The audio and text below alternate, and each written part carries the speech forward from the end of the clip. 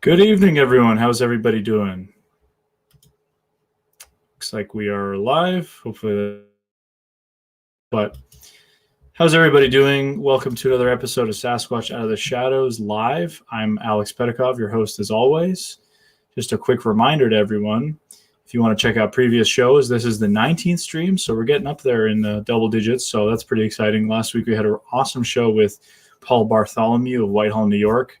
Got to talk about all sorts of stuff in the New York and New England area, Bigfoot related. Next week, we are having on filmmaker Aaron Cadieux, who directed the now critically acclaimed Bridgewater Triangle documentary. So I'm really excited about that. But for tonight, we actually have a really special guest on, Lyle Blackburn. So Lyle is a native of Texas, known for his work in writing, music, and film. He is the author of several acclaimed books, including The Beast of Boggy Creek, Sinister Swamps, and this basically has to do with his fascination with unknown creatures, strange phenomena, and these swampy areas. Lyle is also the founder of a rock band, Ghoultown, and narrator of documentary films such as The Mothman of Point Pleasant, Boggy Creek Monster, and other small-town monsters works. He's appeared on numerous television programs, from Monsters and Mysteries in America to Finding Bigfoot and Strange Evidence. So he's clearly a man who wears a lot of different hats, but he has one main hat. So without further ado, let's bring in Lyle. And I'm wearing that main hat right now. There you go. Exactly. I was hoping you were. Awesome. How you doing, man? Good to be on.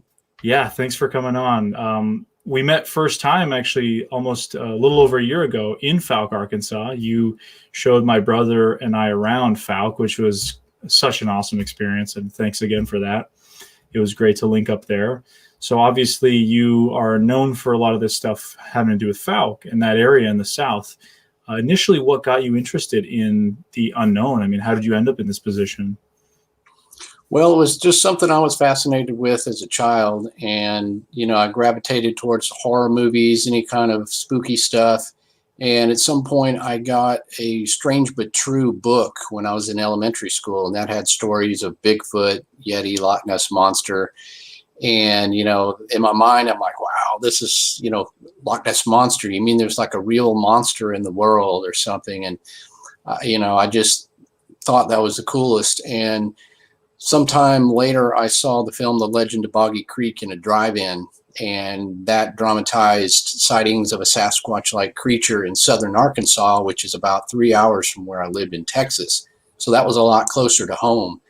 And that just really grabbed my imagination. And, I'd grown up hunting with my father, and we camped, and we had been to all these real small southern towns. So it seemed very real to me, like this could be any town I've been to.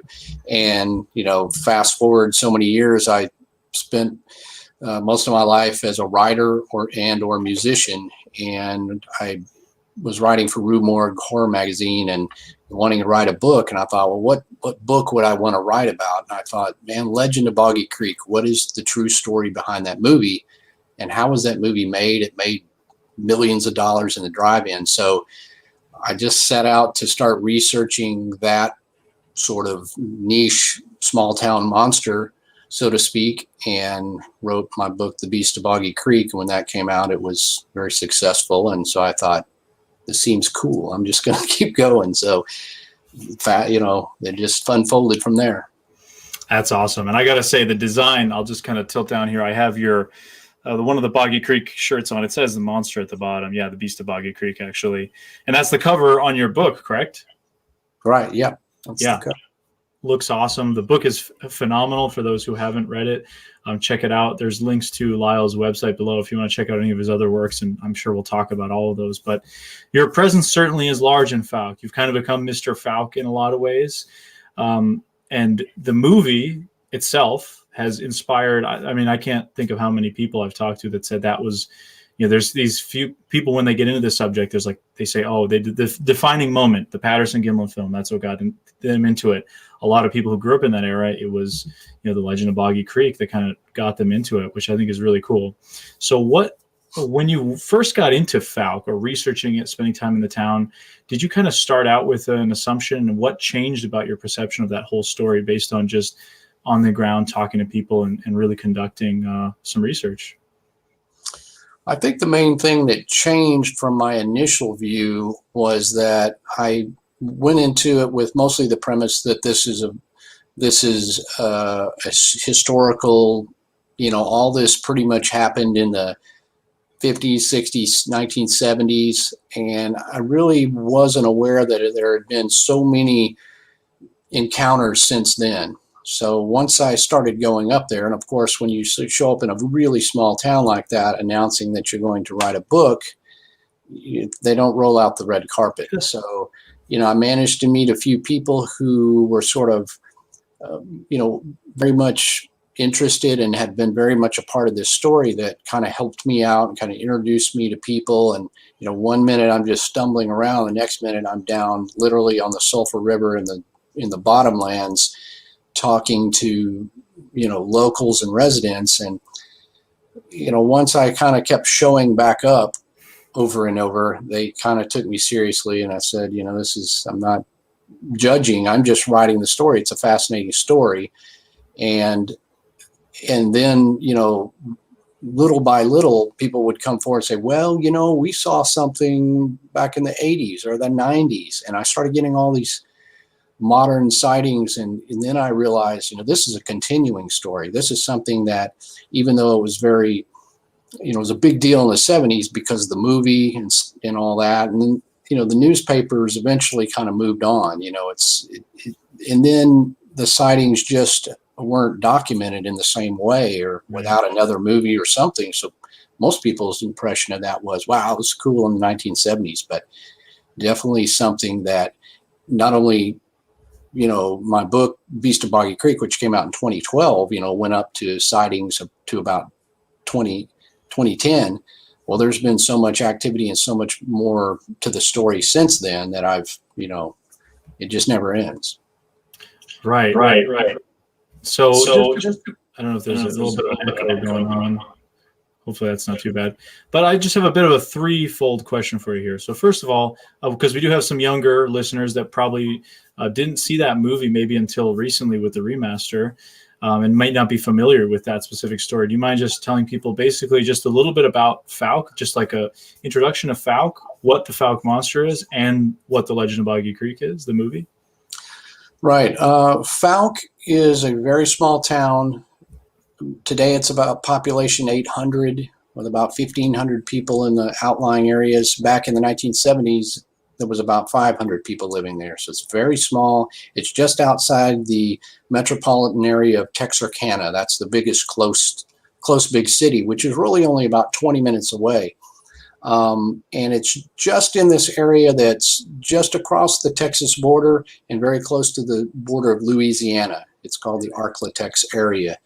And Falc, though, is located near the Sulphur River bottoms, and the Sulphur River runs through there from Texas down through Arkansas and eventually to the Red River and on down, to the Mississippi. And this little waterway called Boggy Creek runs up and snakes around the small town of Falc and connects to Days Creek and Mercer Bayou to build this sort of a swampy southern bottomlands. So back in starting in the 30s and 40s, locals began to sporadically report sightings of some sort of a upright hair-covered creature. Ladies would see it out behind their homes and say, I saw this thing. It looked like a man, but it wasn't a man. It seemed to be covered in hair. And in the 1960s, there was a rash of sightings in these backwoods, and the people who lived there. One example, a guy was hunting. He was 14 years old, ran across this thing. He said it looked kind of like a wild man. It was just hairy, and it was just walking at him, scared him to death. And he fired at it and just ran. And this brought in, more of the locals. They started kind of hunting this creature. And it wasn't until 1971 where a couple of families moved into a rent house just north of Falc that had some really horrifying experiences of this thing creeping around the house, that it ended up in this. One of the guys basically had a fight with the creature or whatever it was, and ended up in the Texarkana hospital.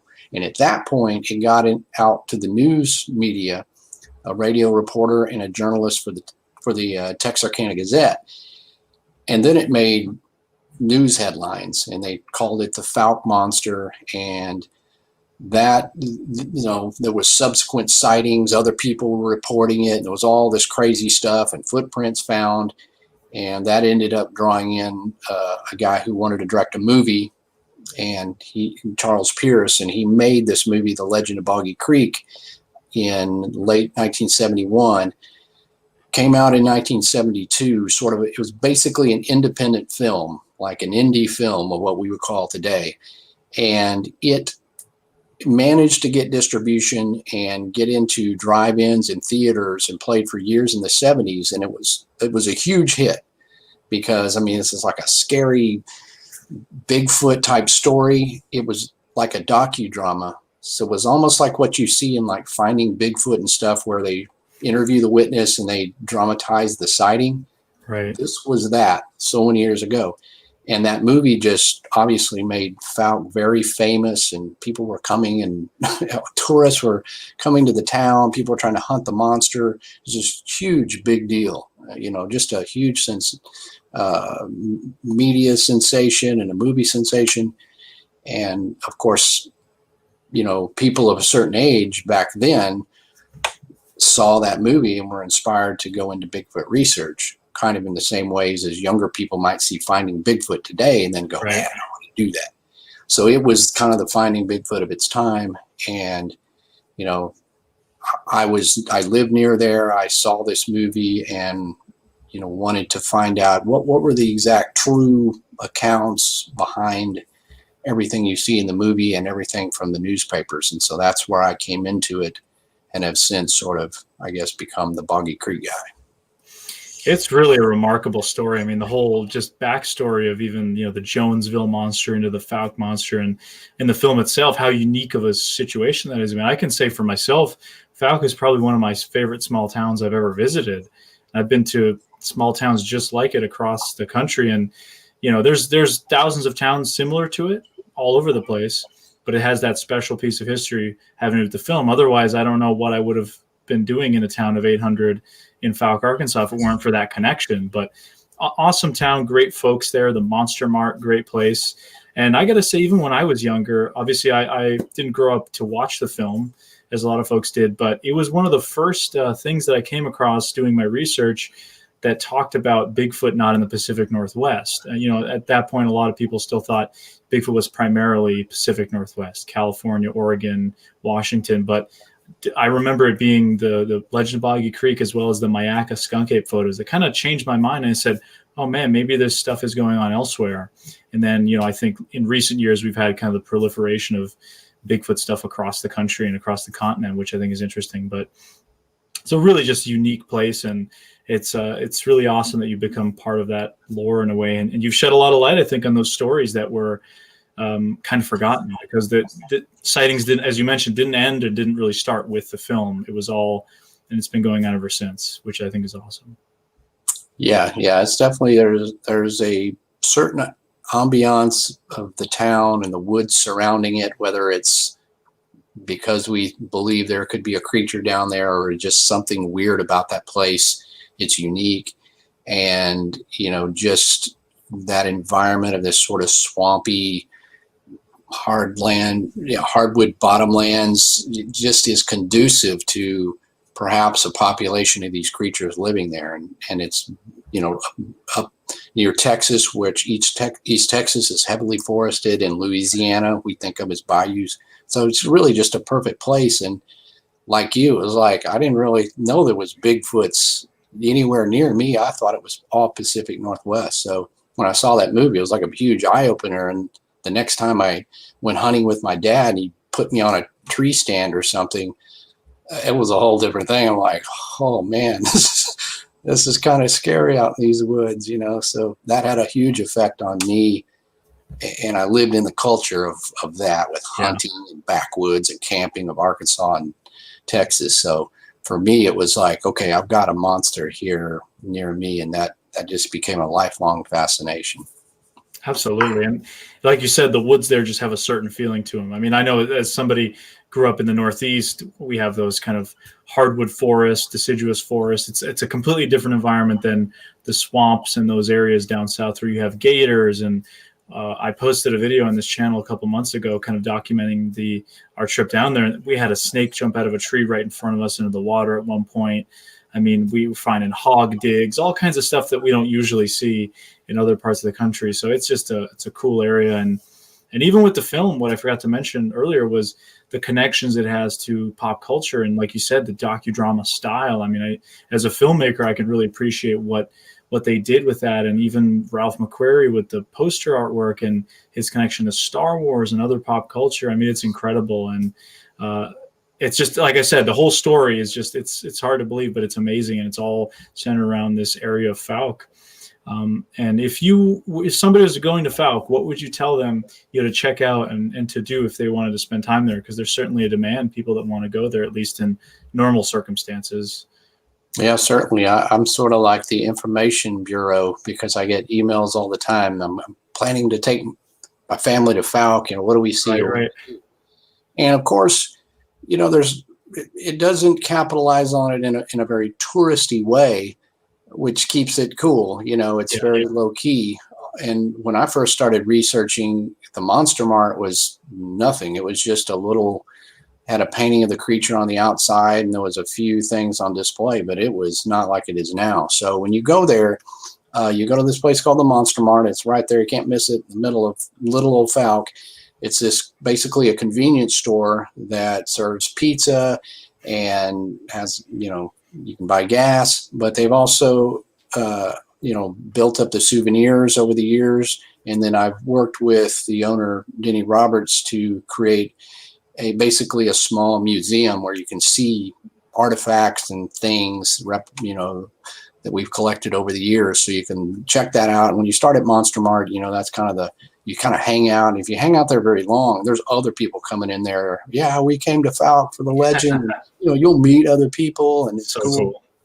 And then the best way to see things is there's some Sulphur River access points where you can go down to the ramp. Even if you don't have a boat, you can kind of just go and look around. And then there's a place called Alex Smith Park, which is a free park, and you can actually camp there for free. And it has a little lake there. It's all just bottomland, so it's like you see the cypress coming up with, the mossy, swampy cypress trees. That's a great place to go, even if you're just going for the day, because you can really kind of get a sense of the woods, and you can drive around the roads of that park, and that's a great spot to look around. You can go to the Mercer Bayou and hike into there, because all this is part of the Sulphur River Wildlife Management Area. It's like 18,000 acres. So if you go on those public lands, watch out for hunting season and stuff, but you can hike around. It's no problem.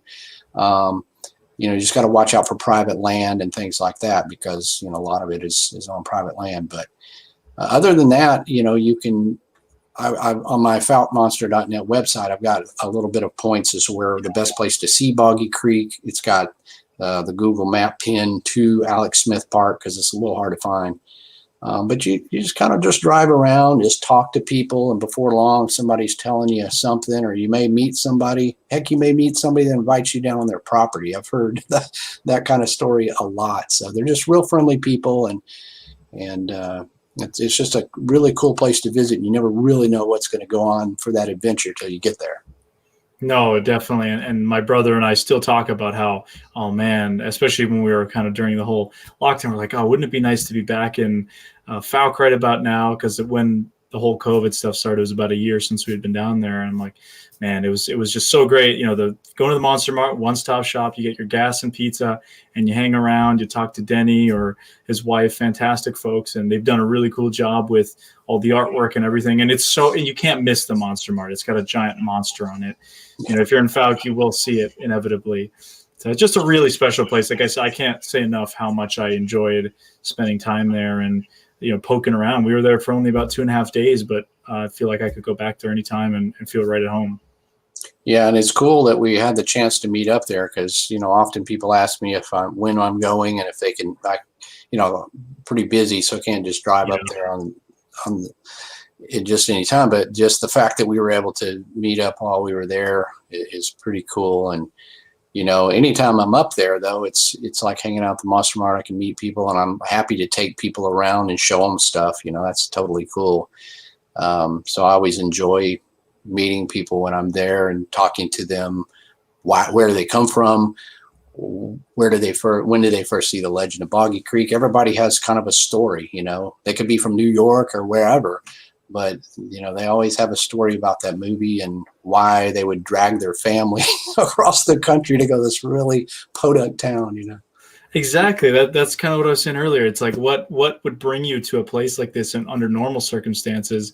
I mean, we pass through towns like this all the time, and you don't think twice. But there's very few places in the world that have that sort of energy and connection to this subject. And those of us that are into it, it's awesome, and I love it. And it's just it was a great time. But let's take a few questions and comments here. So Sherry Birch says, I had the honor of meeting Lyle at the Smoky Mountain Bigfoot conference just recently.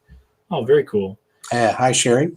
I heard that was a pretty cool time there. And despite all the circumstances, sounds like it was a good event. I'm glad people had a chance to get out there again and kind of enjoy the subject.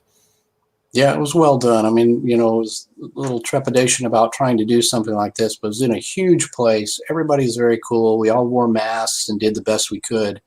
I saw a lot of flack on it on some of the Facebook groups about doing stuff like this in pandemic, but I figured if they have the event and they plan well, and to my knowledge, everything's been great.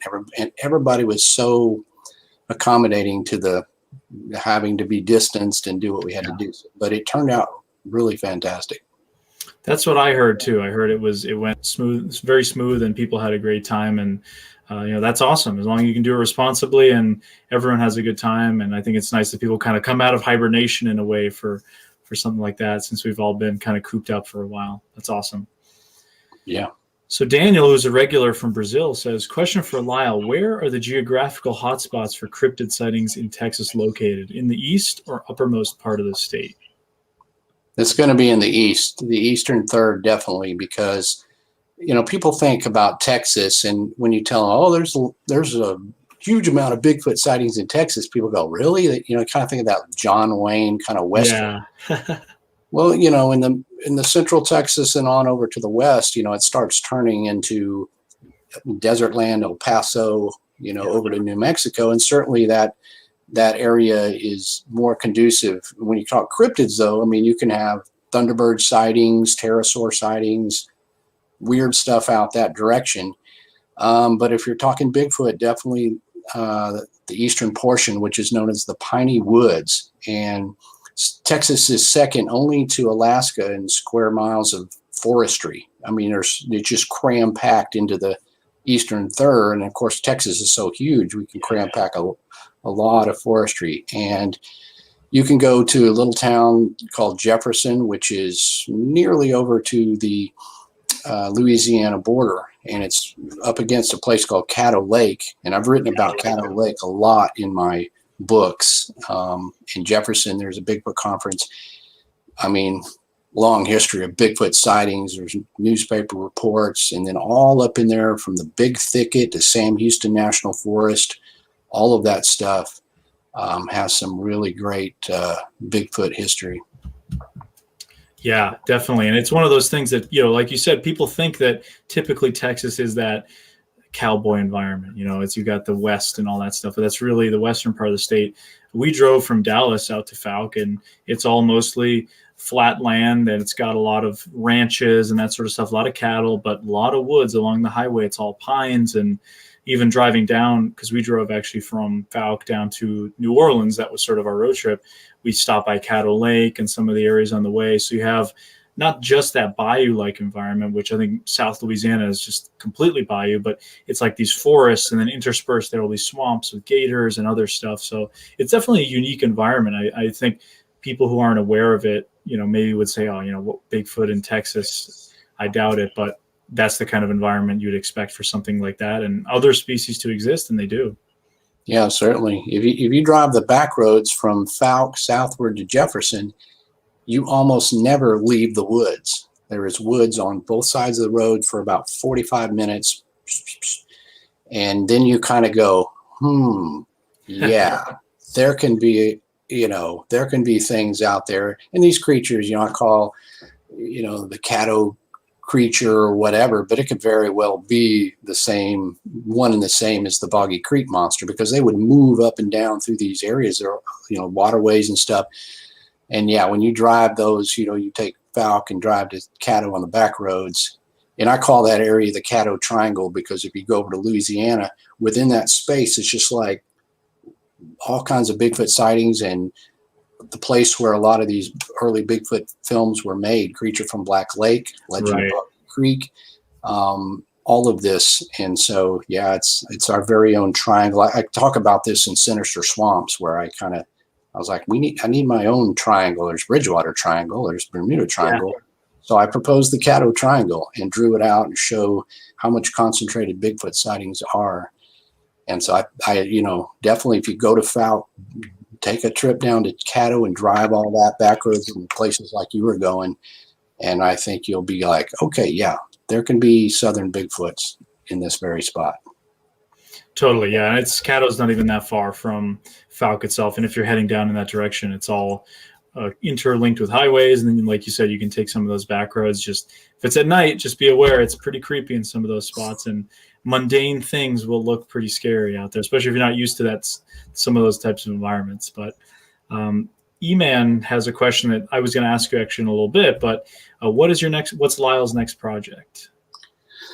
Well, as if it wasn't enough for this year, I have been busy working. So Sinister Swamps has been out a few months. I just narrated the new Small Town Monsters film, Mothman Legacy, which will be released in September. So that'll be the next thing coming out. It's incredible. I've just got to say, I saw it a couple weeks ago and I was blown away. And you did an awesome job as always with the narration. But wow, what a movie! Awesome, thanks. I had to do the narration. I'd been in the studio with a band belting out the vocals for 5 days straight, and then after that, I had to do the narration with barely any voice. So, but I did it, and it sounds good. It does. Yeah, it's a really, Seth does. Each film has gotten better, so I'm always honored and glad to be a part of that team. Same here. So let's see what else. I've written another book that's going to be coming out in October, and this is going to be another Boggy Creek book. I've written The Beast of Boggy Creek, and then I did Beyond Boggy Creek, because of exactly what you said, how the perception of Bigfoot not being in the Pacific Northwest, that there is so many stories of Bigfoot in the South, that I thought we're going to go beyond Boggy Creek. Now, I have a third one that's going to go in that series, but this is sort of a supplement where it's more of a case book, and I just distill this down to the sightings themselves without the history of movies or the town or anything else. So I put this book together, and I'm actually working with an illustrator who's providing more illustrations than I would normally have in a book. He's done this killer cover. So that book will hit the world in mid-October. So if all things go well and the world's still around. Which these days is a big question mark. So we'll keep our fingers crossed, but that is awesome. Glad to hear that you're busy as well. And, we're still, despite all the stuff going on, guys, we're still trying to cover these topics we're interested in. We know there's an interest, and I'm just glad that people are still able to put some of this stuff together. Daniel had just a follow-up comment. He said, thanks for taking the question. Thanks to Lyle for the great reply. I'm looking forward to visit Texas in the future. And I hope that you'll be able to visit sometime sooner than later, Daniel. So thanks for the question and always being an awesome viewer. Chris says, Lyle, I'm putting together my own Bigfoot library, and your books are on my wish list. Which books do you recommend or inspire you to the most to start writing about the subject? I would think you definitely need John Green's Sasquatch, the Apes Among Us. That's kind of a one that in most, John Green is the guy I follow in style the most for my books. And that's one that you should definitely have.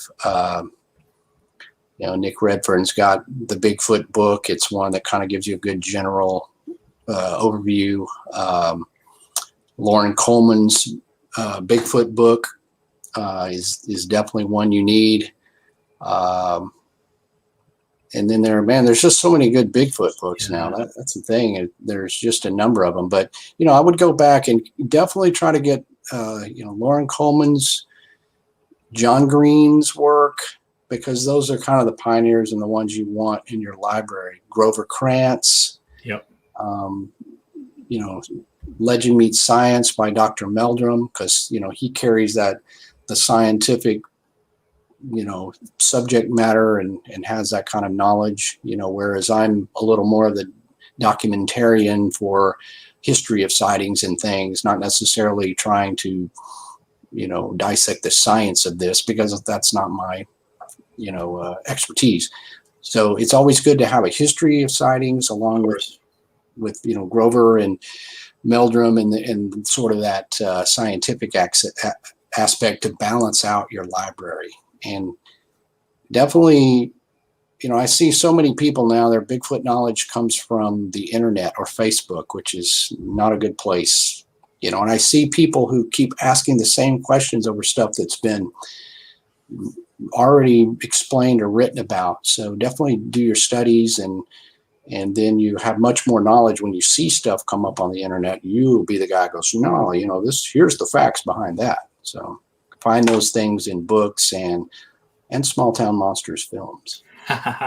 Yeah, there you go. Yeah, absolutely. I think it's good to have that balance. And as you mentioned, your style is like John Green. I mean, he was a journalist. That's really where his background was. And he simply was just compiling reports. And that's an important thing, too. Another one I would add, personally, my favorite Bigfoot book.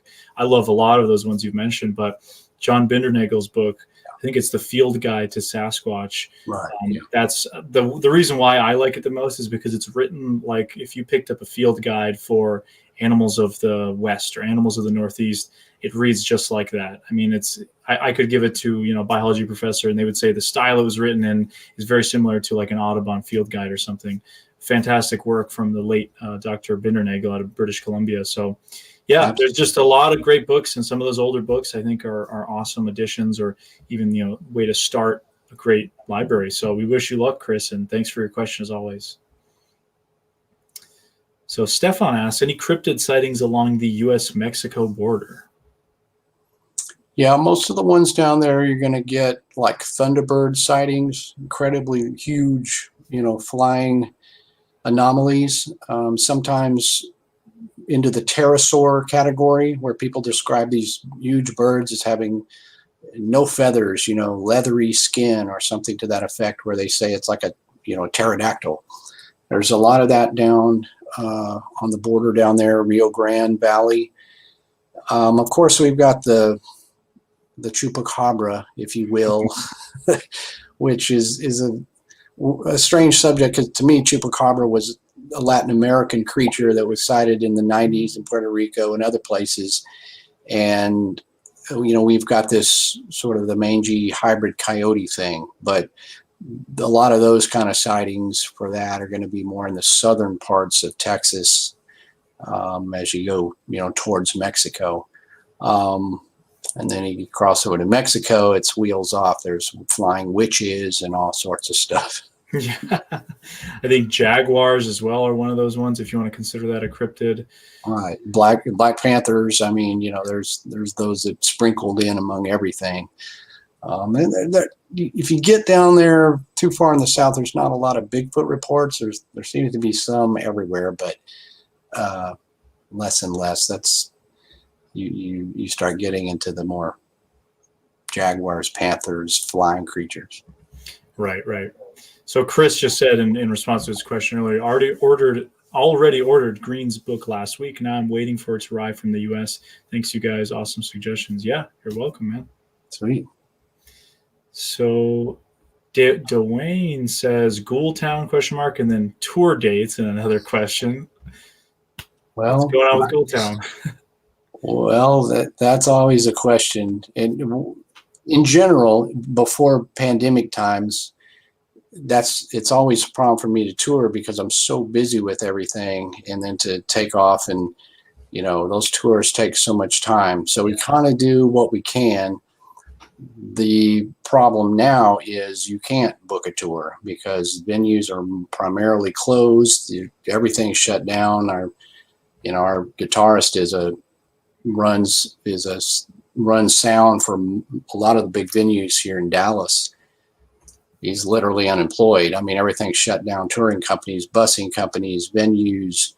So we have no idea about a tour. I keep seeing some of our fellow bands, they moved it from like last spring, then it got moved to now fall, and now I see it being moved to September.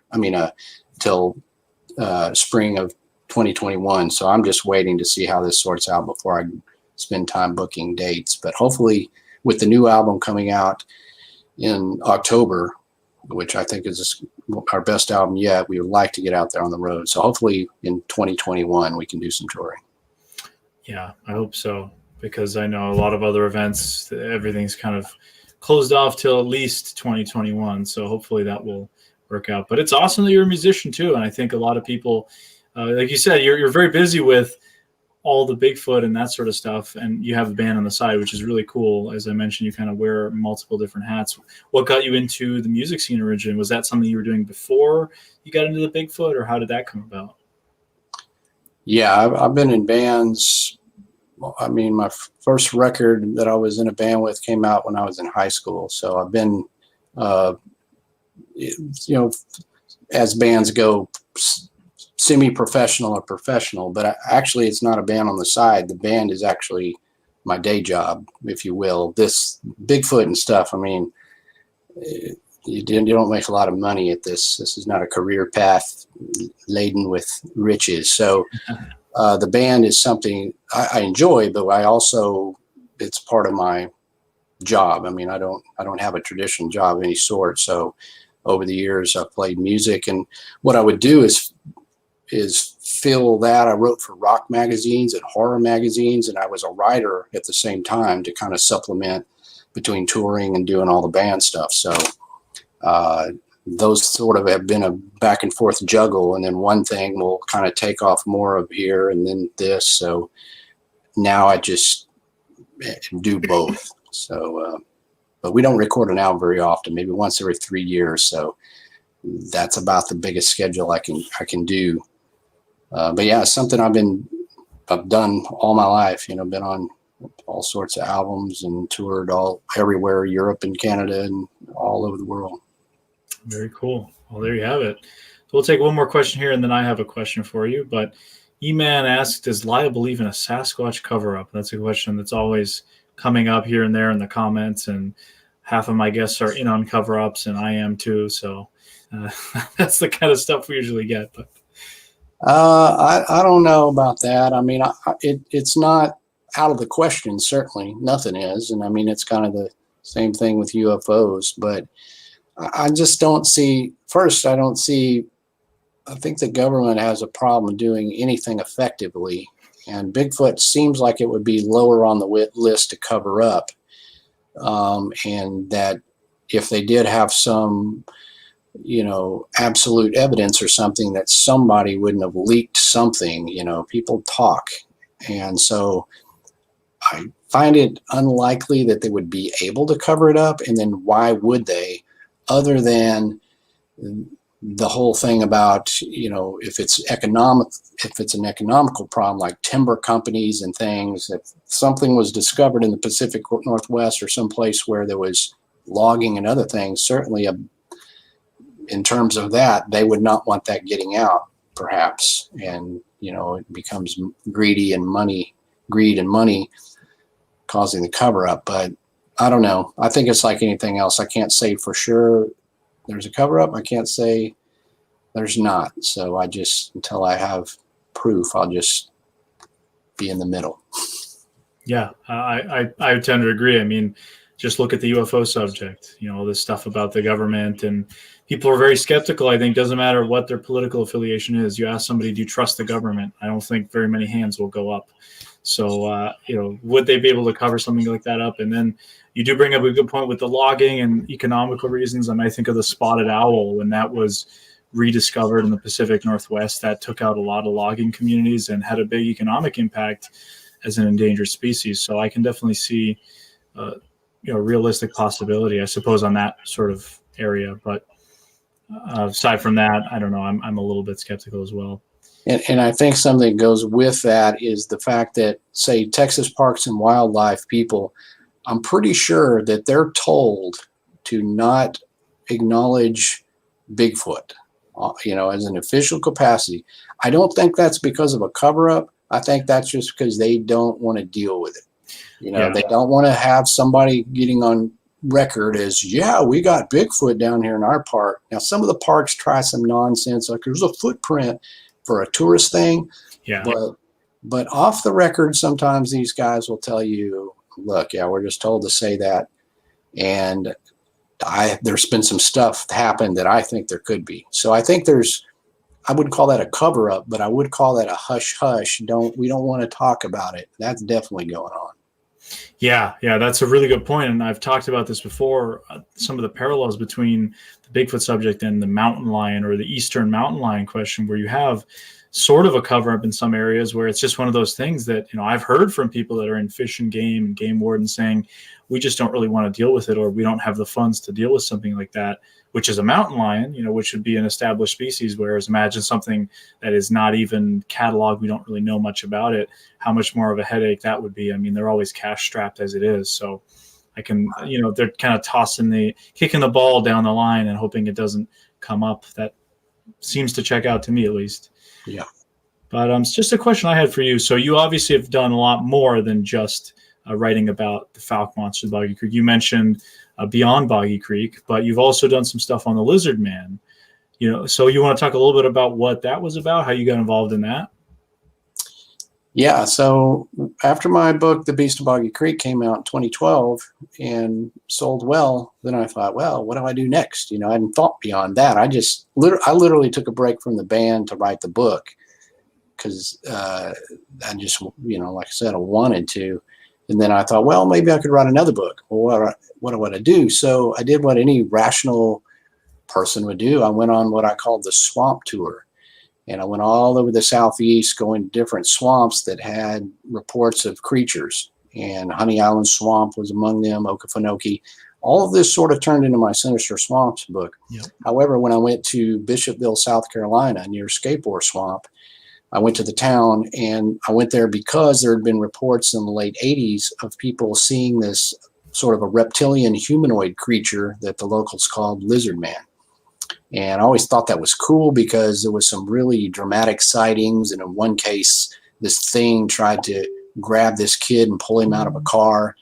And, I was like, man, this is like modern day Creature from the Black Lagoon. I got to go see this area and talk to some people. So I talked to the retired Sheriff Liston Truesdale, who had been involved in the case back in the 80s and 90s.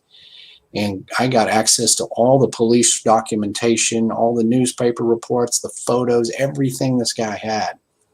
And so when I came out of there, I thought, well, man, there's a lot to this story and it's really cool. So I think this should be the next book.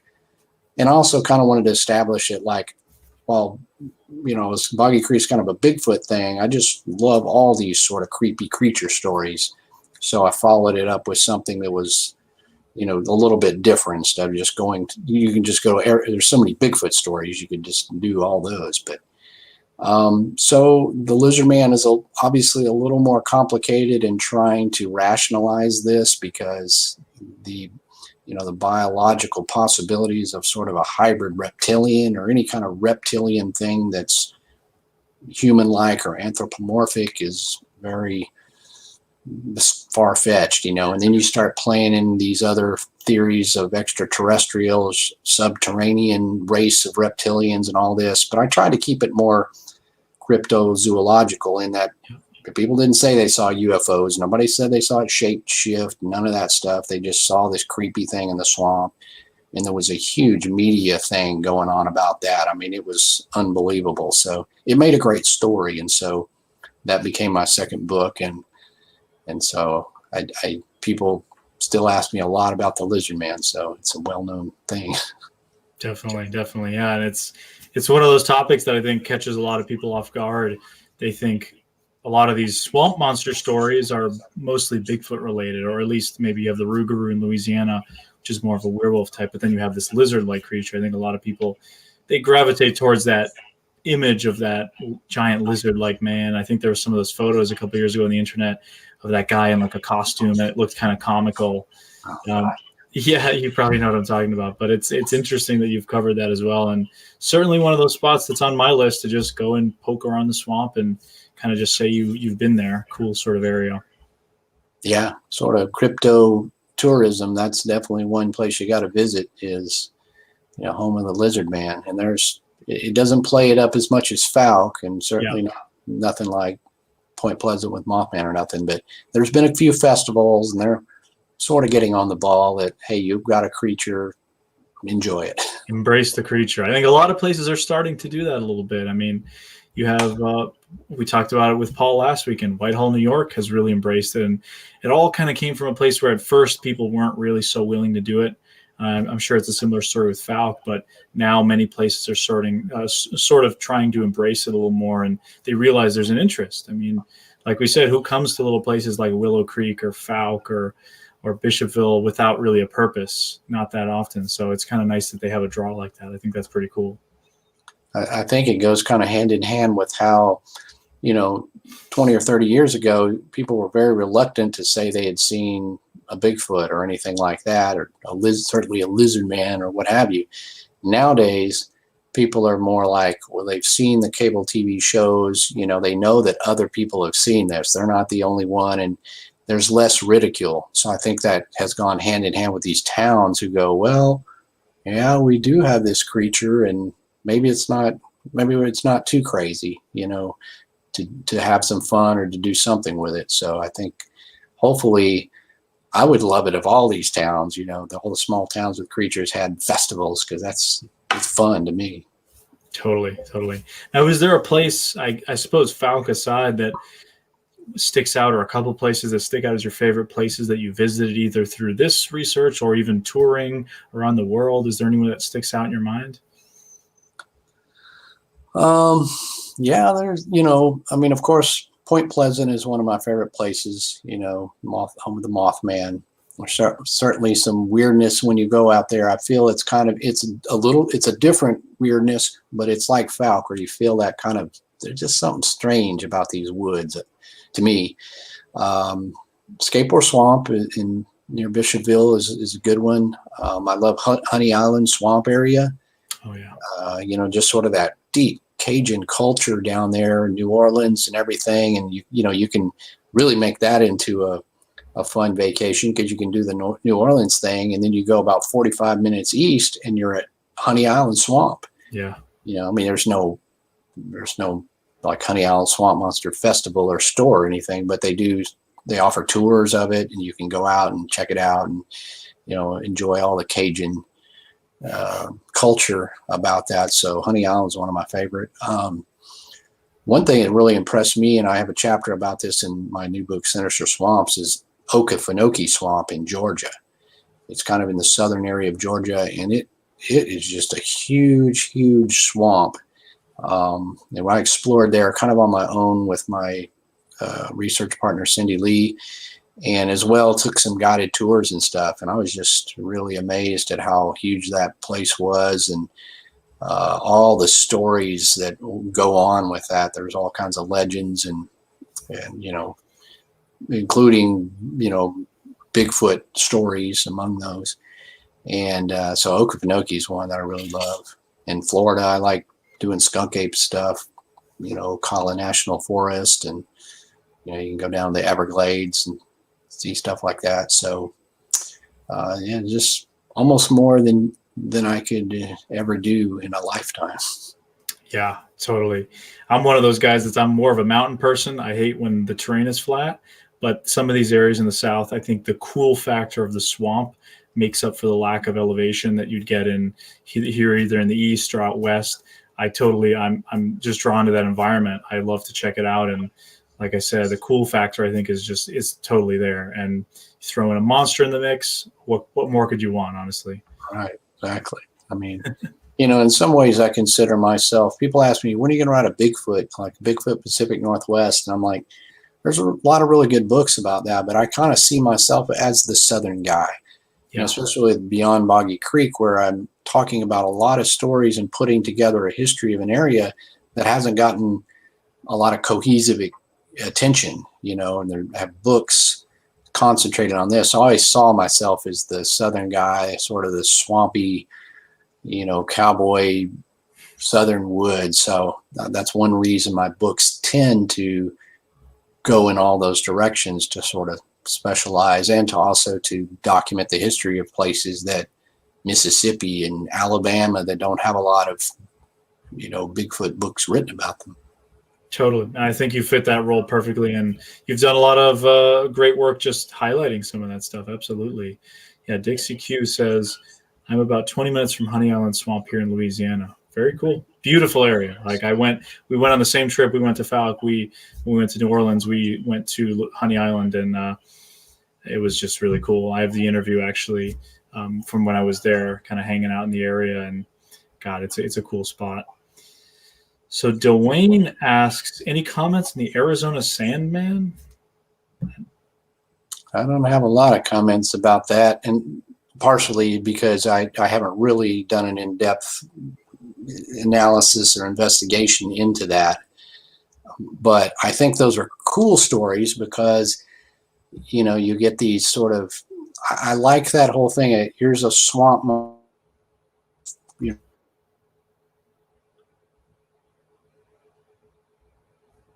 Looks like a little bit of a lag there. Or is this just on my end? Nah, I see some rebooting there. Yeah, there we go. It looks like it just froze up for a minute. Yeah. So, I don't know much about the Arizona Sandman, but you never know. I may suddenly start looking into creatures of the sand or something.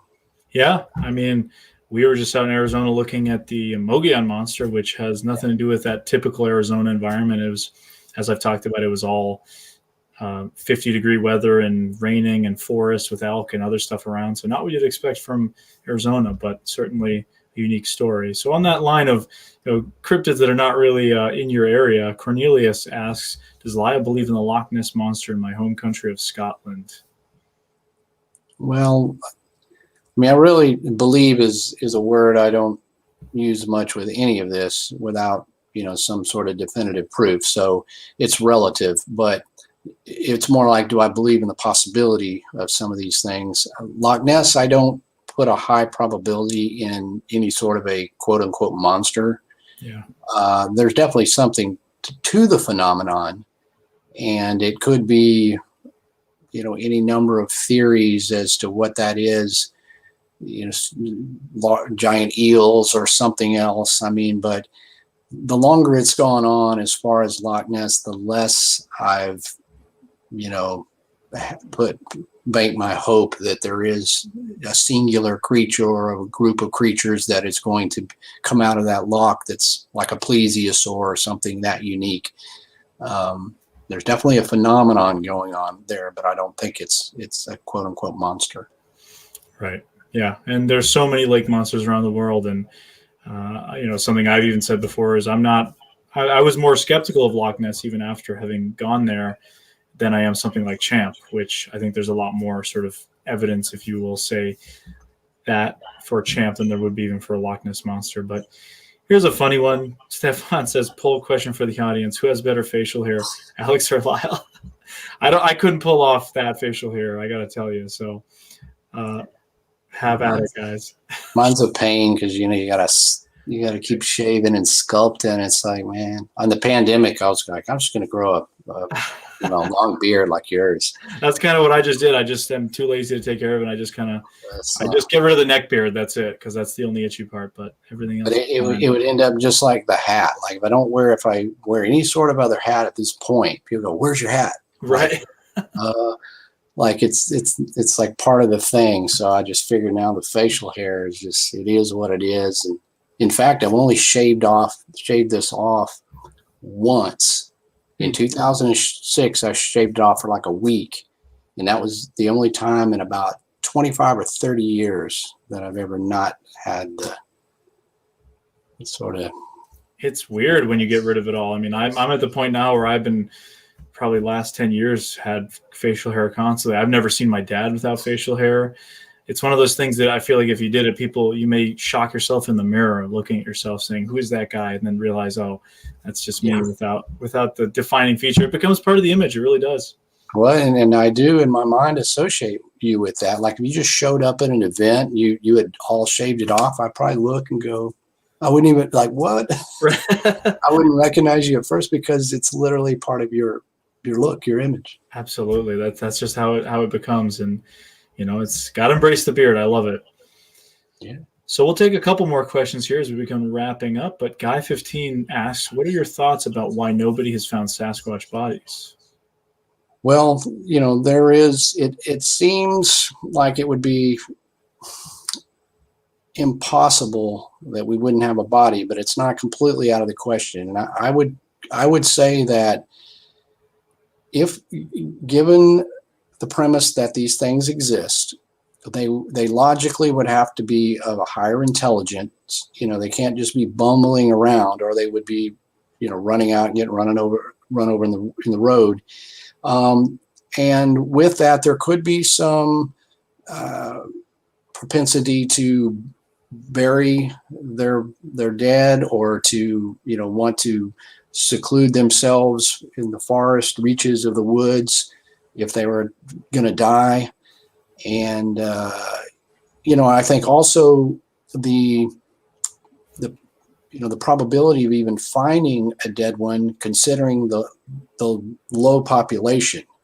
I mean, there certainly can't be too many of these for them to not be discovered. So, if you have such a low population, and I'll defer to my colleague Jeff Meldrum, who had a presentation that really put it into perspective. If you talk about the bear population in, say, Washington State, 25,000, 30,000 bears compared to a viable population of Sasquatch, what if we had 300 Sasquatch, say? You put those two extremes, how many times does a person find a dead bear in the woods? Yeah. Hardly ever. So if you don't find a dead bear in the woods with a huge population like that, what are the chances you're going to find a dead Bigfoot when there's only 300 of them? Very, very, very slim. And that's not to say also that people haven't found a body or come across bones or something, didn't pay attention or know what it was. I mean, somebody might have thought they found a dead bear, but unless they saw the head or the skull or something that uniquely identified it, if it was decaying, somebody might have literally just saw some rotting pile of fur and bones and just left it there, and it could have literally been a Bigfoot. And then 3 weeks later, there's hardly anything left of that, because things, especially in the South, these swampy environments, they don't last more than 7 days. So I just see that as the only explanation. It still seems unlikely that we wouldn't have found a body, but it's not completely out of the question. You can't say they don't exist because we don't have a body. There's too much compelling evidence to suggest that they do. It's just that they're in such small populations that it's hard to find. And I think the Facebook and all this, with these groups that go out, they see 20 Bigfoots every weekend. It almost suggests they're running amok. I really don't think that's the case, because if they were, if you go to a state park and I have 10 Bigfoots are surrounding our camp, that suggests that these things are more. There's more of those than there are bears. We would certainly find a body. So I think they're pretty darn rare. Yeah, absolutely. And that's one of those questions that always comes up with the subject is, where are the bodies? And I think that's, a very logical response. I mean, so many bear, even here in New England, we have 30,000 black bear, and I've never come across a carcass in the woods. I've rarely even ever seen one out in the woods. I've seen plenty of tracks, but nothing, that I could say I'm looking right at a bear. So yeah, one of those things that just kind of makes sense. So Juanita Kersey says, slip off the hat for a couple seconds, please. No way. It's part of the image. You can't do it. Hair and everything, but it's smashed. It's one of those things I think that they think that, like people wear hats don't have any hair underneath. It just becomes part of so ingrained in the image. Right. It's weird too, because the hat came from the band with Ghoultown, because I've been in that band for 21 years, and it was something, we're very dark Western and very Texan, kind of Ghost Riders in the Sky meets rock and roll. And so when I had the vision of the band, I put the hat, because I used to have really long hair and played metal bands, some other things. And now that once I started wearing the hat, and then I just sort of carried that on when I wrote the books, and then people asked me to come to speak at Sasquatch events. I'm like, well, I just wore the hat or whatever. It's almost like a part of you. It's like your hair. It's like if you didn't have the beard, you would just be going, man, it seems so weird. So it's like without the hat. So it's almost just like it becomes an extension of you, more so than just like, I don't need the hat, but it's cool. It is so cool. And Juanita then followed up with, thank you, still handsome. Thank you. And we'll take one more question here. We kind of talked about it a little bit, but Dwayne says, any thoughts on upcoming conferences? Obviously this year it's sort of a bust, but anything else planned in the future? There's one holding on, the Texas Bigfoot Conference in Jefferson, Texas. I believe it's October the 18th, whatever the weekend is, 18th, 16th or 18th, 17th. That one's still holding, pending. So, but beyond that, everything else, and I think I had 10 appearances this year, most of them all canceled, is looking like kind of everybody just says, we're going to do it next year, like Mothman Festival, which was supposed to be in September. I think Jeff's like, just skip this year. Let's just make this the event next year. So I think we're just looking at coming into spring and seeing how things go, and if things can be done, then they'll start rolling again. And one thing I think, it sucks that we've missed a lot, but I think maybe this will give us an appreciation for these events where we can get together, and next time you won't like, oh, well, maybe I'll go. It's like, hey, I'm going, because you don't know when they're not going to happen, because it's we just need that social interaction. And people often, I see criticism, why, get in the field, don't do events. Right. Nonsense. This is how even science works this way. You have conferences and symposiums to meet with your peers and to run ideas past each other. Absolutely. To meet like-minded people. It's fun. It gives you enthusiasm for the subject matter. I love Bigfoot. I can buy Bigfoot t-shirts or whatever, but I don't do that in place of doing research and going in the field when necessary. And it goes hand in hand. So I think the events are good things. The conferences, you can learn a lot, and hopefully we'll have a new appreciation for those things next year. Yeah, I hope so. And I don't get that attitude either of us. Suddenly you're doing conferences, you're sold out, it's over. You're not doing real research. I think we're a subculture at the end of the day, but we still have that strain of scientific inquiry that, you come together, you get to hear people's stories. I mean, it's just a fun place to hang out with people, meet new people. And I like you said, hopefully we'll have a greater appreciation for that. But I guess we shall see when the events start resuming. So yeah, until then, we'll kind of stick with what we're doing, the online stuff, and hopefully getting out into the field for some folks that are more in more rural areas. Because, that's been the best thing, I think, for myself, is just being able to get out in the woods and just enjoy the time, a little less distractions from the world, maybe.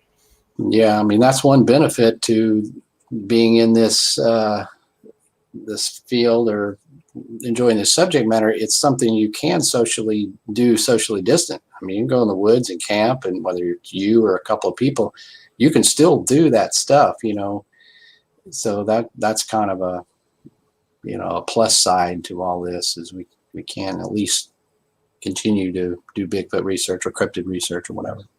Absolutely. Well, thanks so much for coming on, Lyle. It was a blast having you on, man, and keep up the good work. And to everyone interested in in Lyle's books or any of his other stuff, I have links to his website and Facebook down below in the comments. So check him out. Check out his books. They're excellent. Does a lot of great stuff. So follow him as well. All right, man. Thanks so much for having me. Enjoyed it. Absolutely. Well, guys, thanks again for checking in on another episode of Sasquatch Out of the Shadows Live. Next week, we again have Aaron Cadieux on, who's the director of the Bridgewater Triangle documentary. We're talking filmmaking, Bigfoot, all sorts of cool stuff. So subscribe and share if you're interested in this kind of stuff, and we will see you guys next week. Have a good one.